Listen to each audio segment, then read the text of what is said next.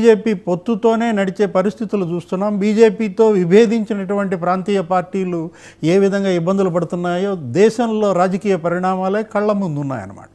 అటు జాతీయ పార్టీలైనా ఇటు ప్రాంతీయ పార్టీలైనా బీజేపీని మనం ఏ విధంగా చూడాలంటే 40 ఏళ్ల చరిత్రలో మనం ఇది ఒక సీక్వెల్గానే చూడాలి.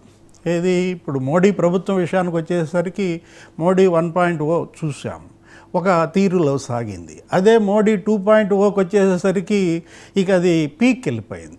ఒక రకంగా టోటల్గా మనం ఎంత ఇబ్బందులు పడుతున్నారో చూసాం. ఒకటే మోడీ లక్ష్యంగా కనపడుతోంది, బెయిలా జైలా అంటున్నారన్నమాట. అంటే ప్రాంతీయ పార్టీల యొక్క జుట్టు ఇవాళ దర్యాప్తు సంస్థల చేతుల్లో ఉన్నటువంటి పరిస్థితుల్లో మరి స్ట్రగ్లింగ్, ఏది ఉనికి కోసం మరి తప్పదన్నమాట.